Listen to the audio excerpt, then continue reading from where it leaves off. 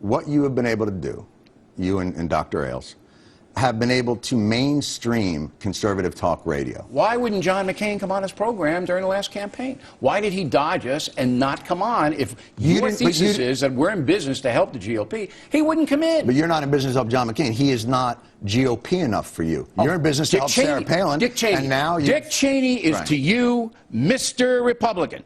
Wouldn't come on the program, not Stewart. Mr. Republican. Well, because Dick Cheney, again, this atmosphere, there's a lot of light, which he's obviously allergic to. Come on. There's an opportunity to, like, brush past the I just gave you two examples that you can't refute with your propaganda. But that doesn't mean anything. What do you mean? It's two concrete examples. John McCain running for president on the GOP side, Dick Cheney, Mr. GOP. Neither man would come in here because the questioning is too tough. So don't give me I'm a Republican shit. They need you, like I say, you are the most reasonable, have become the most reasonable voice on Fox, which, quite frankly... Greta is the most reasonable. Come on. Well, but she's different. She's not as political. You are the most reasonable... Is she not on the program, on the channel? Kinda. Yeah? It's 10 o'clock to 11. I mean, she's kinda on it. Yeah, she's not really... she's not the deal. She's not my thing about... But no, let's go through this, because I think this is important.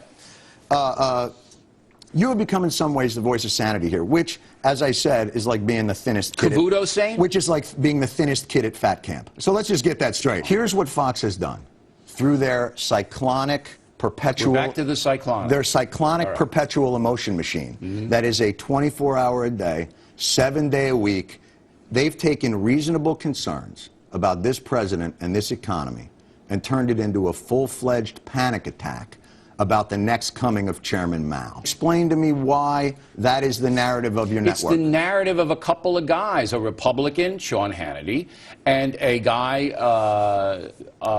Glenn Beck, who's basically every man. And he's Fox basically... What do you mean he's every man? What do you mean he's every man? He's every man. He sits on a bar stool. Every man's got a show? What are you talking about? He's talented. He's a very talented man. Right. But where's every man? It means that he doesn't shill for any party. He just spouts. He spouts what he believes. Oh, if you think that Beck shills for the Republican Party, you're out of your mind. All right, there you go. Tomorrow we'll have more with Mr. Stewart. In a bizarre turn of events, I will vet him as a possible vice presidential candidate. Wait till you hear who's going to run for president. That's on Thursday's Factor. We come right back. Dennis Miller on Stewart. Thanks for staying with us. I'm Bill O'Reilly. In the Miller Time segment tonight, let's get right to the sage of Southern California, who's been listening intently to our chat with Jon Stewart. So, Miller, did you get anything out of that? Well, listen, I think, you know, I'm in the, it's like the right stuff. I'm in the brotherhood of comics. I think the guy's a great comic. And I admire John immensely. He's a nice man. And I find his TV skills to be Garroway-esque, which is the highest compliment I can pay somebody.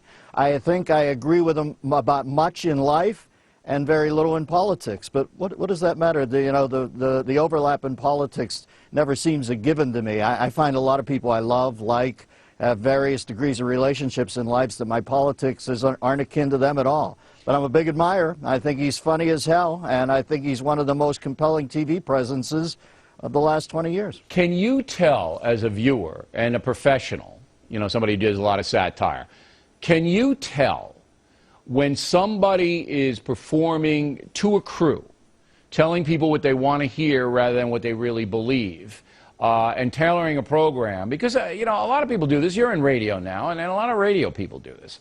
Like Air America, I mean, you know, they're not going to get out of the liberals are great, conservatives are idiot genre. They're just not going to do it. And on the right, you have some people like that. Can you tell whether it's phony or not? Well, Bill, here's probably why I stand to straddle this cultural abyss in America.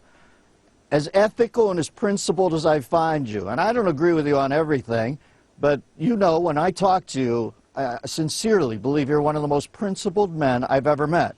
I feel the exact same thing about John. I get both of you. There are parts of both you I agree with, more with you than with John. But what am I to do? Start turning my back on people who don't sync up with me completely? Oh, no. That's not the real world. I mean, that would be foolish to do that. I don't do that either. So I believe John believes it. I believe John believes every word he says to the extent that I believe you believe every word that you say. And I agree. I think look, that those writers over there with Stewart are basically liberal guys, and they're coming at it from that sensibility, but when they see something absurd on the left, they'll go after him, and Obama's in trouble, and they have, as we pointed out, Bill, the two state-of-the-art tougher on shows on the two state-of-the-art shows for information and entertainment in America right now are your show and Jon's show. There's a reason. The guy helming it believes it. Right. I mean, when there's no phoniness about it. All right. Roll this clip, please. The other night on your program criticized Fox News for bailing out of the president's back and forth with the GOP. After we used an hour of it, all right, and bailed out for about 12 minutes because we had other stuff to do. And you were offended, personally offended. So I wasn't offended. I thought it was funny. No, you criticized us. But I thought it was funny. You mocked us for doing it. I mocked you. Yeah, that was the right decision. But, Stewart. Oh, my God. On election night in You got like Ali's reach. You see the arms Oh, out of you had no idea, It's like dealing with Dikembe Mutombo, trying to argue with. You're giving me one of these. No, no, no, no.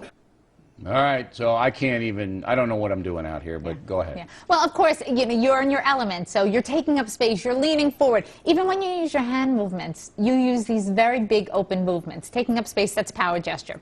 So the interesting thing about this is, though, he's brazen and confident. There's no increase in blink. He's always on, and he comes across So I as didn't powerful. scare him. No, you didn't scare him. As a matter of fact, even outside of his element, in a place that's somewhat controversial to him, he is completely holding his own and doing so very, very well. But when he flinched back, didn't you? Yeah, okay, so here's the interesting thing. Look, the There he flinch, goes. right? And now he puts his hands, protective gesture, turns into a fighting gesture. Watch. But it's a little, and then watch isn't it a the little sissy fight? No, watch the thumbs. Thumbs come up, thumbs come up. What does that mean? The thumb comes Power. up. The thumbs, remember the Oh, thumbs the are thumb power. up is power. And here's the fighter stance, but Right. watch this next thing. He moves right back towards you because I am authoritative and I'm confident and I won't So let he you did get the very upper well, hand. and He I looked did. like a complete idiot. No, you always have the power, but I always he look like a held complete his idiot. own. All right, Tanya Ryman, everybody.